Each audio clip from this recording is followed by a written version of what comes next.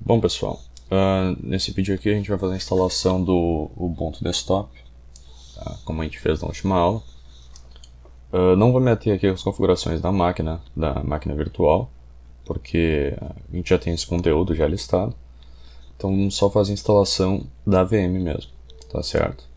Até porque o objetivo é que vocês façam a instalação do sistema operacional, né? Que vai ser igual para uma VM ou para uma máquina física, né?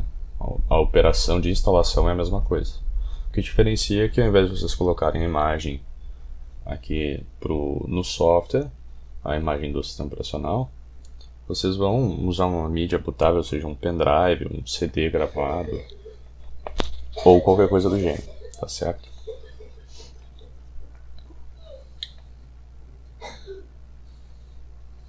Vamos esperar bootar aqui, não deve demorar muito.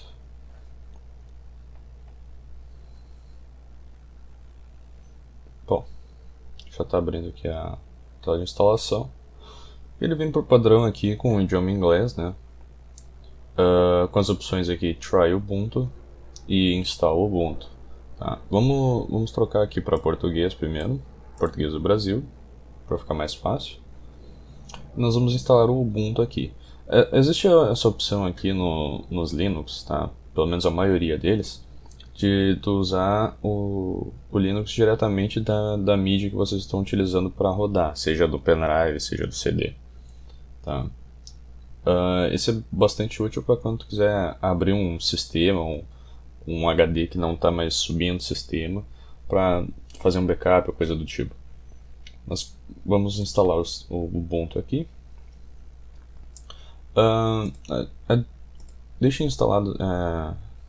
Deixem marcadas essas duas opções aqui para baixar as atualizações enquanto instala o Ubuntu, então isso já vai agilizar um pouco o processo.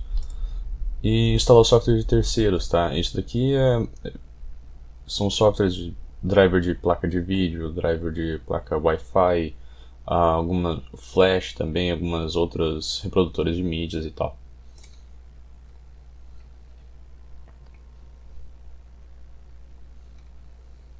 Bom, aqui nós temos as opções de instalação, certo?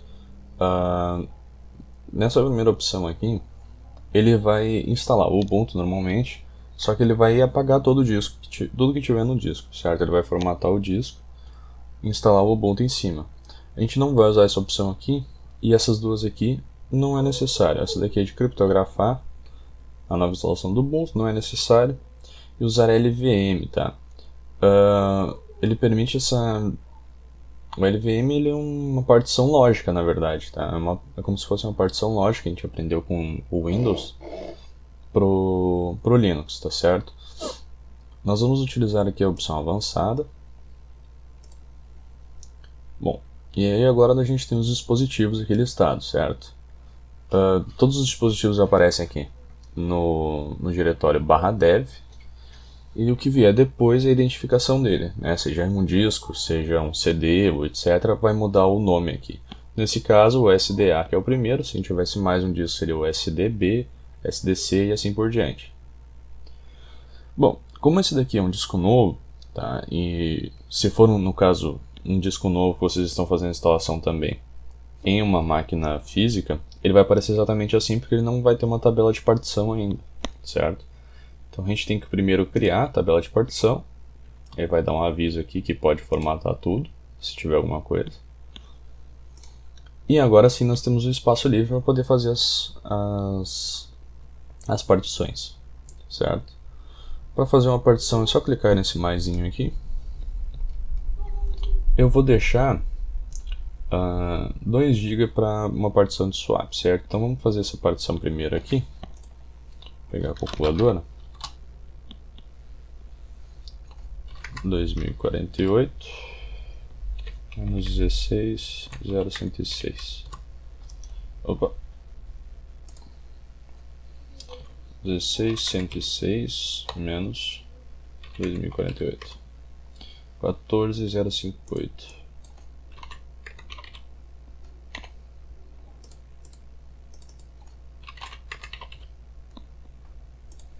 Bom, como o formato de arquivos nós vamos deixar o ext4 mesmo, não tem problema. E o ponto de montagem no barra. Né? Mais tarde nós vamos ter umas aulas só para identificação desses diretórios aqui. Ponto de montagem no barra. Ok. Bom, esse espaço livre que sobrou agora nós vamos criar uma partição de swap, certo? Deixar os 2 GB total, criar uma partição primária, tá? E aqui no sistema de arquivos a gente coloca como área de troca, swap. Podem ver que já sumiu aqui também o ponto de montagem, porque ela só é troca, né? A gente não precisa montar nada nela. Ok. E pronto. Aqui o disco completamente formatado, com as 2 partições. E vamos instalar agora. Ele vai perguntar se a gente tem certeza, continuar.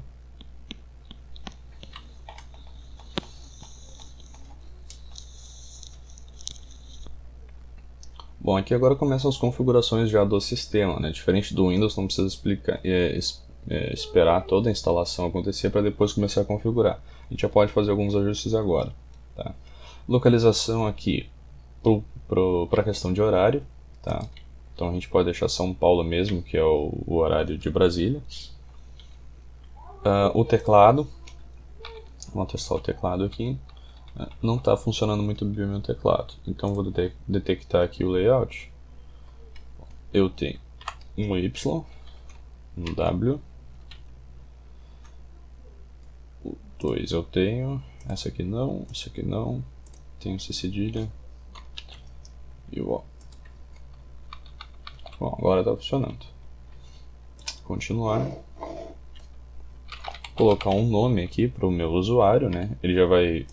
Isso daqui seria o seu nome e aqui o nome de usuário que tu pode alterar depois também, não tem problema.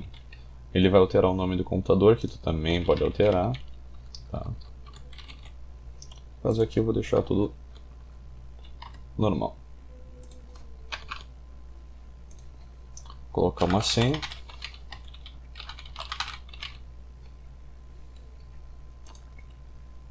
E agora é só esperar finalizar a instalação. Eu volto quando já estiver pronto. Bom, a instalação concluiu e aparece essa mensagenzinha para a gente reiniciar aqui o computador. Bom, como a gente já viu em aula, alguns Linux têm esse bugzinho de não reiniciar, certo? Então agora para a gente poder resolver esse problema, a gente precisa desligar a máquina. Tá? Se for uma máquina física, vocês desligam no botão mesmo. Que no caso da VM a gente desliga por aqui. E liga ela novamente.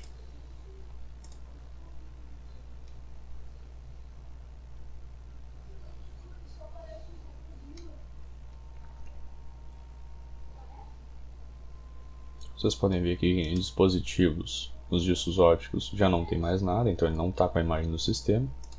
Vai abrir direto na instalação.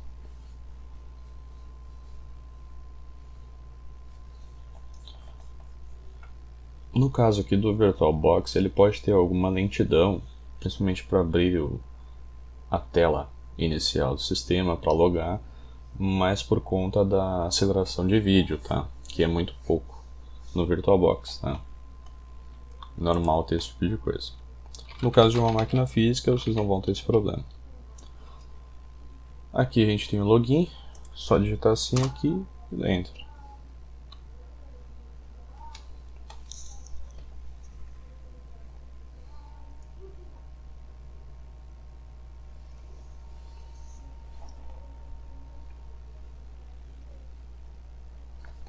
E essa é a tela inicial do Ubuntu.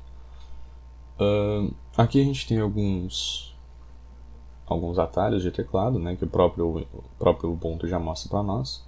Mas isso aqui eu não vou olhar agora. Bom, a primeira coisa que vocês precisam fazer, sempre que vocês fizerem uma instalação de Linux, é testar o teclado se ele realmente está funcionando. Ó, no meu caso aqui, ele não está funcionando bem. Então, para a gente resolver isso, a gente pode vir aqui nas configurações do sistema para alterar essa configuração do teclado. Bom, basicamente todo Linux vai ter um painelzinho de controle, um painelzinho de configuração do sistema, tá certo? Independente da interface dele, independente de qual seja o Linux. Tá? Agora aqui, para a gente poder alterar isso, a gente vem na entrada de texto. Pode ver que não tem nada de entrada para usar. Então ele por algum motivo não salvou aquela configuração que nós fizemos na instalação. Vamos adicionar uma aqui.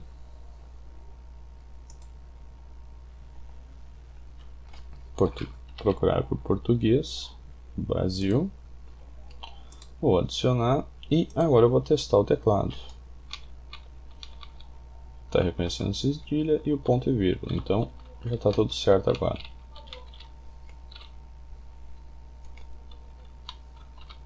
Beleza, podemos fechar aqui. Tudo ok aqui. Nas configurações de teclado também. Aqui vai ter algumas opções de digitação, etc. Podemos fechar e testar de novo. Cedilha e ponto e vírgula. Tudo ok. Bom, a primeira coisa que nós vamos instalar agora vai ser os adicionais para convidado do VirtualBox, certo? Vamos inserir aqui. E ele já vai abrir a execução automática, certo? Do VirtualBox. A gente pode executar aqui. Ele vai fazer a instalação normal, sozinho. Ele só vai pedir a autenticação, certo? Que é a mesma coisa que tu dá privilégio de administrador para um programa, quando ele vai executar no Windows, certo? Ele aparece aquela caixinha para tu dar um sim ou não. Aqui no Linux ele vai te pedir a tua senha. Bom, agora ele vai começar a instalação aqui, dá para acompanhar via texto.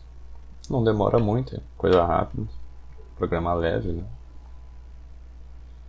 Acho que não vai ter muito problema.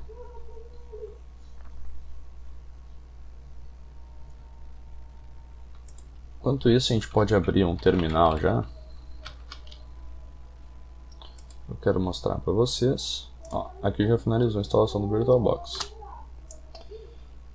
Depois de realizada a instalação do VirtualBox, dos adicionais convidados do VirtualBox, a gente precisa reiniciar a nossa máquina virtual, tá? Mesma coisa como se fosse instalar um driver mais pesado no Linux. Tá? Eu digo um driver mais pesado porque dependendo do driver, dependendo do dispositivo que tu está configurando, tu não precisa reiniciar o Linux, tá? Ele funciona um pouco diferente do Windows. Então, atualizações de sistema, atualizações de softwares e tal, tu não precisa reiniciar o sistema. Só vai precisar reiniciar o sistema mesmo, com certeza, quando for uma atualização de kernel, tá? Mas isso não é muito comum acontecer. Para a gente poder reiniciar, a gente precisa dar o comando sudo para elevar o comando que a gente quer com permissões de administrador. E aí o comando para reiniciar é reboot.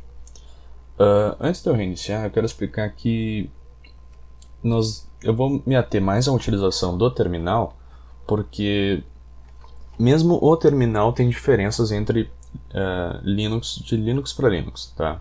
Se for um Linux Debiano, ele vai ter alguns comandos. Eles vão ter alguns comandos de um jeito, e se for um Linux Red Hat, por exemplo, vai ter outros comandos, vai ter uns comandos que são um pouco diferentes, mas no fim é tudo a mesma coisa, tá? Eles são todos Linux, só que tem algumas diferencinhas de comandos.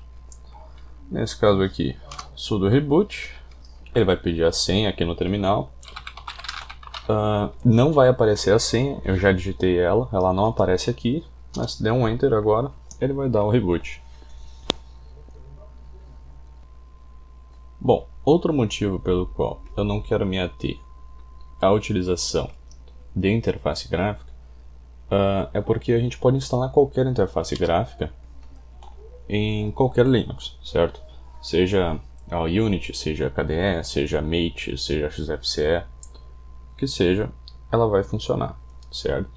Geralmente o que vai funcionar melhor no Linux, que vocês baixarem, que vocês instalarem, vai ser a interface que veio com ele, porque ela já está de certa forma otimizada para aquele sistema, certo? O próprio Ubuntu, ele vem com padrão com a Unity, mas ele tem também a versão Kubuntu, que é com K mesmo, o Ubuntu normal com K, que vai vir com a interface KDE.